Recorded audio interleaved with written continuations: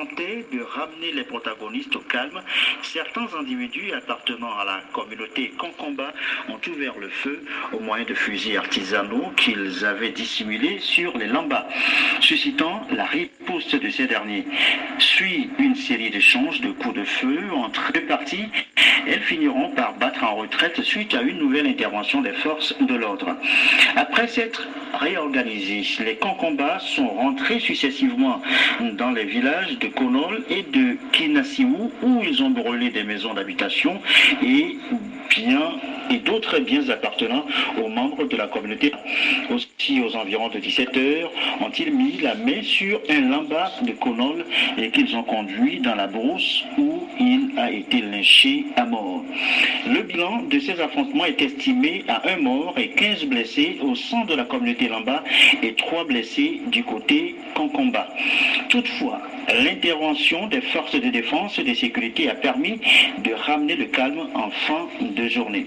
Ce mardi 19 mai 2020, aux environs de 9h, contre toute attente, alors que Madame Titora, maire de la commune de Dangpen 2, se rendait à Guérin-Kouka en provenance de Kara à bord de sa voiture, elle a été interceptée et enlevée sur le tronçon Kabou-Manga par 6 individus cagoulés non encore identifiés à moto. Elle a été retrouvée plus tard, vers 10h, par un passant dans une brousse dans le village de Tandar, en état de choc et portant des traces de violence. Elle est évacuée à l'hôpital de Kabou, puis à Kara pour une prise en charge.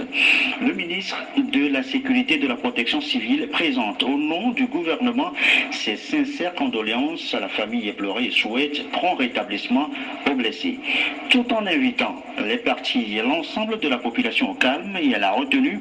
Il rappelle que les actes barbares de ce genre ne sauraient être tolérés, quel qu'en soit le motif.